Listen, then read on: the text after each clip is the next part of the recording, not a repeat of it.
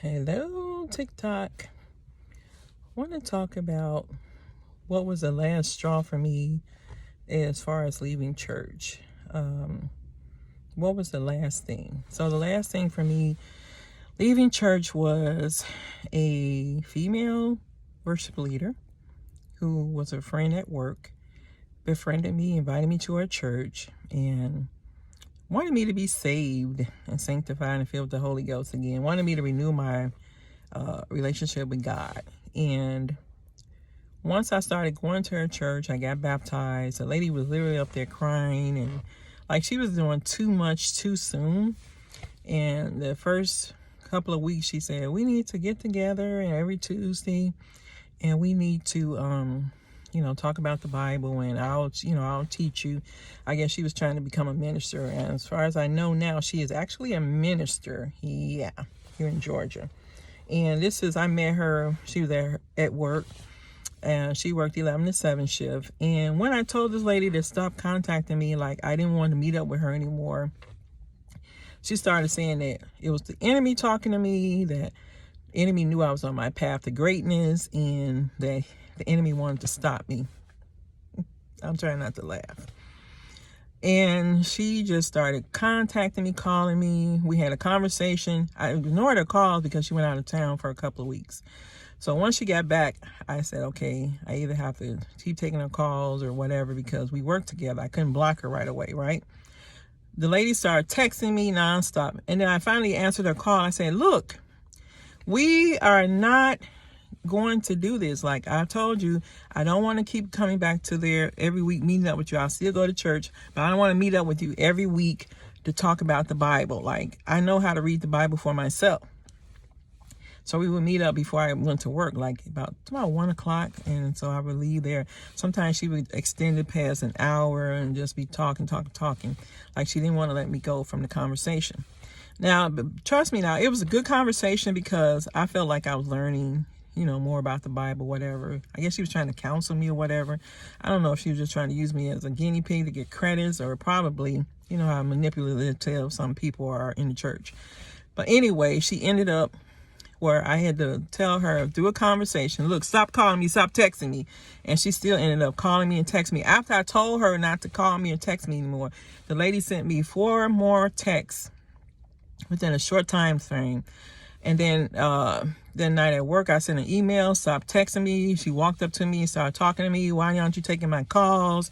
I had to block her. And eventually I had to tell my job that this was going on, but they acted like, oh, it's outside of the job. So, because she had been there over 10 years, about 15 years at that time. So they were like, they protected her interests. And I should have just kept putting things in writing and not let that job get away with that, because it was a Presbyterian facility. So those Presbyterians over there were really, acting shady too. HR could have been a great lawsuit, but they tried to separate the two. And anyway, my supervisor was made aware, our director of nursing was made aware, and at that time they tried to keep us separate as much as possible. They told her to go a separate way to come in and don't infringe on my personal space. And one time after that, we were in an IV class, and unbeknownst to me, the texts were still coming through like in a filter like way. They were being trapped in a filter, and she was still texting me even in that class. In that class, she had came and sat like 1 row up from me, and I ended up like saying, you know what, I'm not going to do this today. And I got up and I went and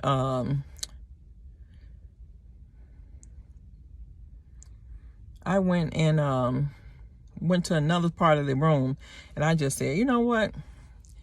And then she just, looked at me funny, like, oh, okay. And then she got so mad. She was pissed off with me, which I don't care. I didn't care at all.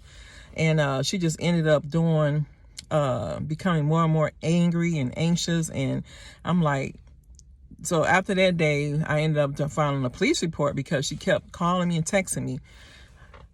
I had to end up going to try to get a restraining order, but they said because she wasn't physically threatening me, it was not anything that they could do on that end. So But anyway, long story shorter, the pastor who I went to with the issue ignored me. He said he would call me. He kept saying he was busy. He was taking care of things with his father. And then he said the final straw was when he told me that I needed to meet up with her and we all need to sit down together and talk about the issue. I was done. I was livid. After that, I said, hell to the no, no, no. I never contacted him ever again. My last day in the church, I sat there. The last Sunday or 2 Sundays I went, I didn't pay tithes and offerings. I sat way in the back. He tried to make a joke out of it, saying, oh, Sister Sophie sitting all the way in East Point today. Ha, ha, ha, ha. You know, just trying to, because when I sat in my usual seat where I told her I didn't want her sitting next to me, the lady, the praise and worship leader, still came and sat next to me. And I'm like, OMG. I'm like, is she serious? She came and sat right next to me. And I'm like, I just got up and moved. So the pastor, it wasn't important enough for him to deal with the issue. So I just said, you know what? I'm done. I'm done with churches. I'm done with the nonsense. And the lady just kept infringing on my right to privacy. She kept trying to talk to me until I filed that police report. Then she left me alone. And the only reason why she didn't go to jail, that was in 2019, was because COVID hit. And some people say, oh, that was God working. No, hell no. It was a pandemic that hit, okay? But had she did that, and had she bothered me ever again, the judge extended when we did go to court, he extended the time frame that for another couple of months. I think it was like 4 to 6 months, that if she ever contacted me again, that she would actually be picked up and arrested on the spot. And they actually told me that had I reported it earlier on, she could have actually been arrested on the job. So, you know, do your due diligence out here and make sure you know the laws. Don't be ignorant to the laws. When church people harass you, make sure that they understand that they're not above the law, because one police officer actually called her and told him, he said, I don't care what she is with the church. And that really opened my eyes right then and there, when that police officer did not care that this lady was part of the church. He said, I don't care what she is. I don't care nothing about that. Give me her number. And when he called her, I don't know what he told her, but this lady literally left me alone after that. Like, the only reason why I pursued it, because he told me to just keep pursuing everything until the courts open. And I'm telling you, whatever he told her, this lady literally was starting to run away from me. Whenever she would see me, she would go and turn and go the other direction. And I'm thankful for police officers who take the law and know how to use it advantageous to these type of situations, because this lady really wanted to control me. She wanted to control my life. She wanted to control what I thought, what I was thinking, what I was eating. Like, she was trying to recommend places for us to go and eat and spend time together. And even went as far as taking myself and a coworker to a movie. Like, she really wanted more than just that little friendship and that little time I was giving her. And she started inviting me to everything. That her son was in the church. She started inviting me to all that stuff. And, you know, and I went because I didn't have anything else to do with my time. Now I fill my time up with activities that I actually love and enjoy doing outside of the church, because you can actually have a life outside of the church. And I'll speak on that too in another video. But thanks for watching, guys. But that was the last straw, when that female worship leader tried to draw me in with her nonsense, hitting on me, trying to get me in her web. And, you know, excuse me about the coffee. Oh, I'm sorry about that. And the pastor did nothing about it. He just said, okay, like, you know, he didn't want to do anything else about it. So and then I just let it go. I just said, you know what, enough is enough. I'm done. I'm done with all churches. I'm done with the nonsense. Boy, these old people, you have to really watch them. They don't know how to drive.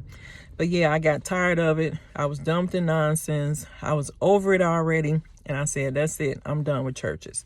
And that was the end of my sprint with churches. So after that, I decided to start deconstructing, and here I am.